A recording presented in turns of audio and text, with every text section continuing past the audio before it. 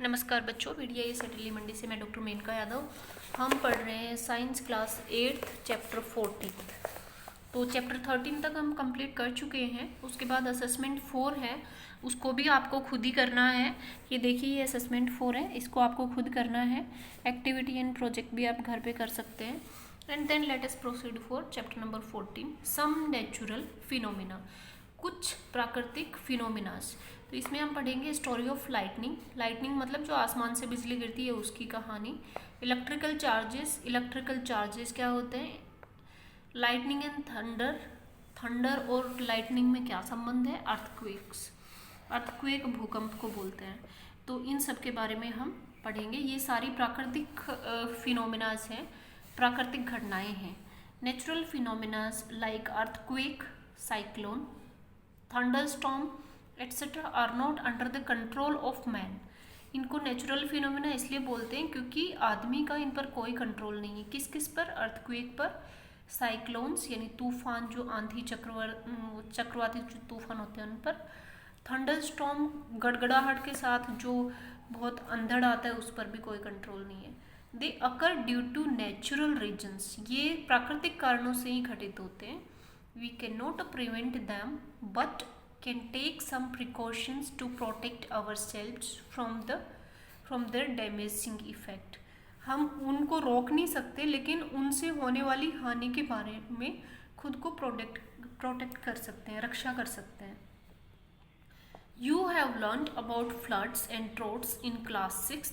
तो क्लास 6 में आपने पढ़ा था फ्लड्स यानी बाढ़ के बारे में, ड्रॉट यानी सूखा यानी सूखे के बारे में। In this chapter we will discuss about 2 other natural phenomenas.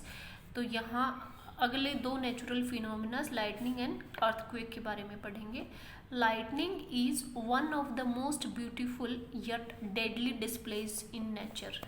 So lightning बहुत ही देखने में बहुत अच्छी लगती है, लेकिन बहुत ज़्यादा हानिकारक है। ये देखिए, लाइटनिंग ऐसे होती है, प्रकाश आपको लगता है कि बहुत तेज़ी से ये आ रहा है। So the story of lightning, lightning की क्या कहानी है? इन 1752 में Benjamin Franklin observed A miraculous phenomena when he was flying A kite during a thunderstorm. So Benjamin Franklin 1752 में उन्होंने एक बहुत ही चमत्कारिक घटना देखी जब वो अपना पतंग उड़ा रहे थे, वो भी तूफानी मौसम में, मतलब बारिश भी हो रही थी, तूफान भी आ रहा था, उस मौसम की बात है। He attached the kite to a silk thread and tied an iron key at the other end।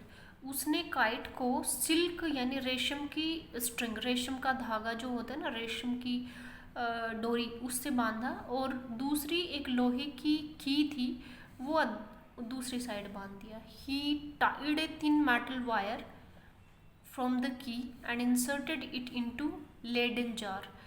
और उसने क्या किया कि एक बहुत पतला सा मेटल का यानी तार बांधा की साइड में, और इसको लेडन जार में, जो कि इलेक्ट्रिक चार्ज यूज़ करने के लिए स्टोर में आता है, उसमें डाल दिया। He also attached a silk ribbon to the key, और जो की है उससे उसने एक सिल्क का रिबन भी अटैच कर दिया। Benjamin flew the kite by holding on to the silk ribbon.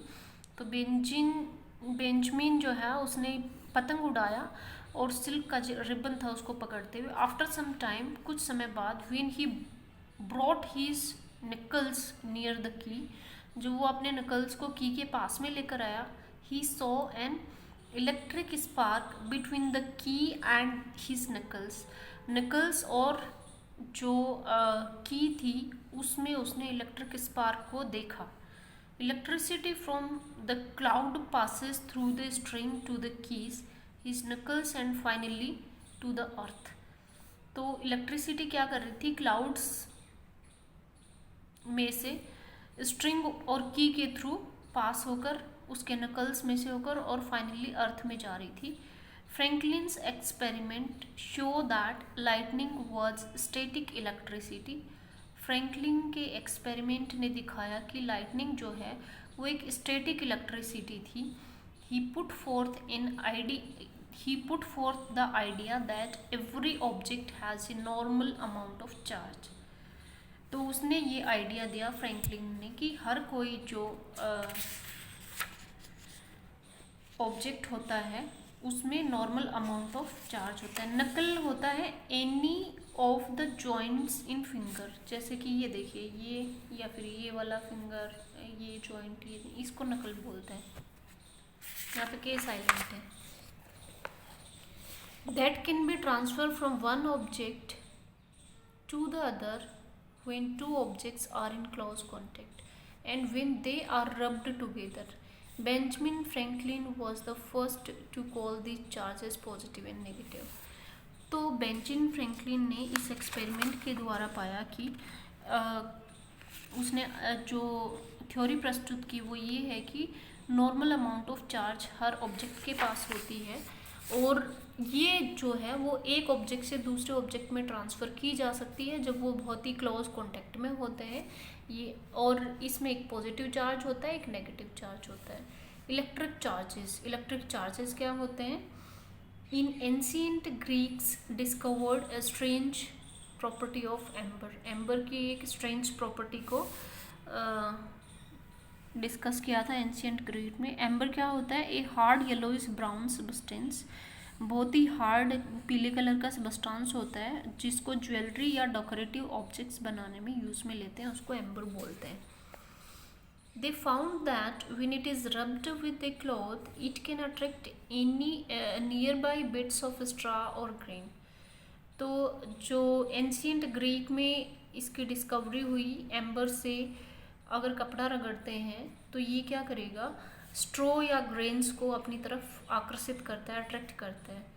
Charles Francois de Cisternay Dufay, a gardener of the king of France in 1737। ये जो चार्ल्स फ्रैंकोइस डे है ये फ्रांस के एक राजा का माली था। गार्डनर का मतलब माली। उसने पाया कि charge pieces of glass attracted other amber-like objects but repelled other glass-like objects. So अंबर जैसे जो ऑब्जेक्ट्स थे उसको उन्होंने अट्रैक्ट किया और ग्लास जैसे थे उनको रिपेल किया। तो ऐसा क्यों हुआ?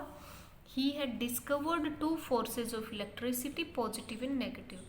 तो एक्चुअली दो फोर्सेस इलेक्ट्रिसिटी के थे, एक पॉजिटिव और एक negative.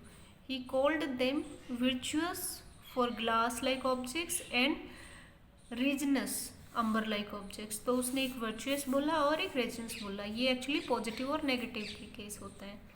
When two bodies are rubbed against each other both of them acquire some charge. दो बॉडी हैं, जैसे मैं हाथ इसको रगड़ रही हूँ तो दोनों में कुछ ना कुछ चार्ज का ट्रांसफ़र होता है। Such bodies are called as charged bodies. इन बॉडीज़ को चार्ज्ड बॉडीज़ बोलते हैं।